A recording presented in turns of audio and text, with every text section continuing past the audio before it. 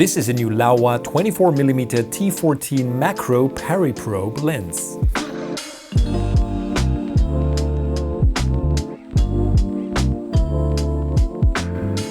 Hi guys, and welcome to this quick first look review. Now, most of you guys probably will remember when we reviewed the first version of this lens, which was also a 24mm T14 lens. Now, there's a new version of it on the market now, and they just introduced this. And the biggest difference is, of course, that you can change the front element. Now, there is still the traditional front element, which we had on the original one, which just sticks out from the front. And then there is a new front element, which actually gives you a 90 degrees view. And we'll dive into this shortly. Now, the funny little side note here is that the original video we did about this lens at a Photokina trade show is the most popular video we have ever shot. I think it's around close to 3 million views on YouTube, which is insane. Actually, the review didn't even get close to that, but for some reason people were very interested in that lens. And of course, it looks very funny. It is something very specific, and it's not your everyday lens. It's something you would use for very specific shots. But the problem with the original one and this one actually is that sometimes you make a shadow over your subjects, because of course you're filming out in the front, which becomes a problem when you do tiny macro shots, for example, of insect or anything outside. In my original review, when I did something about bees in a beehive, I could see that problem. Now with this new one, the Periscope, you actually get a 90-degree angle. You can interchange this 0-degree angle simply by opening something here on the lens, and you can replace it with this 90-degree version. Now the cool thing is this can go in any direction. So for example, if this is sticking out at the front of your camera, it can look to the left, look to the right, it can look up and down depending on what you're shooting.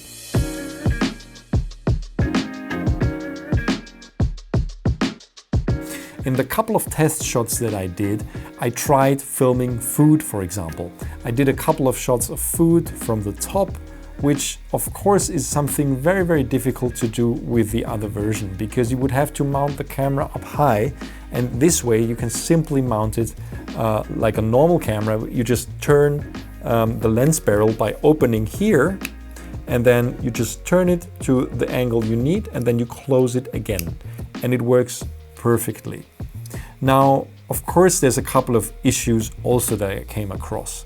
First of all, it's still a T14 lens. That's something you have to keep in mind. You need a lot of light. You know, this is not something you can do at night. This is not something you can do actually even in the shade. You will need direct sunlight. Now, there is no way to make this more light sensitive simply because it is a very long tube and not much of the light actually ends up on the sensor here. I don't think this is a big problem. This is a very specific use case lens. It's not replacing your normal macro lens. It's for specific use cases where you need to film extremely small subjects, and where actually a big lens, even if it's a 2x macro on 100mm, would actually get in the way. This is a 24mm macro, like the old one was, also like the other attachment to this is, which is a wide angle. So it's a wide angle macro, which is very specific. The T14, yes, it's not very fast, but we all have very light sensitive cameras now. And as this is mostly made for studio, I think, and for nature photography and filmmaking, I don't think this is a huge issue. It gives you so many more opportunities because it's a long tube and not a fat tube that lets more light in, which of course would give you a higher t-stop. But then again, it wouldn't be possible to film insects and small stuff. But let's get back to the issue that I encountered. Well, one issue is, of course, because this is a 90-degree angle, when you mount this on your camera and you actually tilt your tripod head, it's like a Dutch angle. Like everything is just tipping to the side. This is not like a normal up and down movement because, of course, you're not filming out straight, so your whole image looks different. And you actually have to wrap your head around how it works for some time. But once you get used to it, it's quite useful. Now, there is something that they put on an in addition, which is an extra threaded tip here.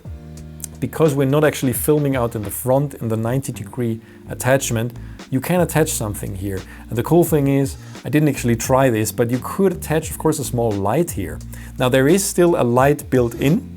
Those are a couple LED lights that are left and right of the lens. The problem is, if you use this light, it's a very flat light because it comes directly from the lens direction, and it actually, you know, it's not a very pretty light. It's as if I put a light on top of my camera, so it's more like a news type light, if you will. But with this threaded mount here, you can put a small magic arm, a Noga arm here, and put a small light, a battery powered light on here, and you will actually be able, you know, to do something like a 45-degree angle or a 90-degree angle, whatever you want with your light. So that's quite useful. You can of course also attach other things here that you can actually have in shot, film them, you know, that's very interesting. For example, a pencil or something you can draw with this. Very interesting ideas, very creative to use, I think. So yeah, that's about the big differences between the two versions, the old version and the new version. And this new version, again, is also very sturdily built. If there's one thing that I would have done differently, the T-stop is actually in front and the focus is here in the middle. So what happened to me quite a few times when I was filming is that I accidentally changed the T-stop where I wanted to change the focus. But I guess that's a very small thing, that's a construction related thing, and you can get around this as soon as you get used to this lens, used to using it. I think it's very nice that you can change the angle of the 90 degrees. I think it's very useful when you film outside or also in the studio. You just can do a number of shots that you weren't able to do before, and you can execute some of the stuff that you probably could have done with a normal attachment and with the prior version of this lens a little less complicated. Yeah.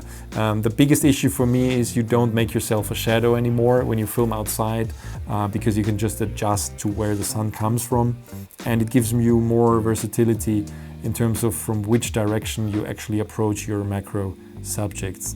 And I guess maybe with some insects they are less easily scared of if it comes from the side. I don't know, probably doesn't make a difference, but anyway, you know, less shadow is always good.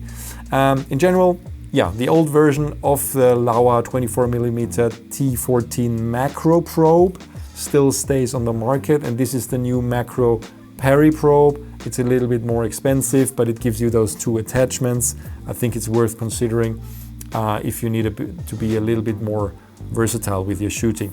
They have all kinds of different mounts for this. I tested the PL mount version, which is of course quite versatile because you can adapt this to, you know, every mirrorless mount basically. I used it on a Sony a7S III and it worked beautifully. All right, that's about it for this first quick look review. I hope you enjoyed some B-roll from this and the footage, the few footage shots that I got from this. Thanks for watching. Stay tuned to CineD for a lot more like this, and a lot more news are coming in the next few days. So stay tuned and visit our site, and please don't forget to subscribe to our YouTube channel. Thanks.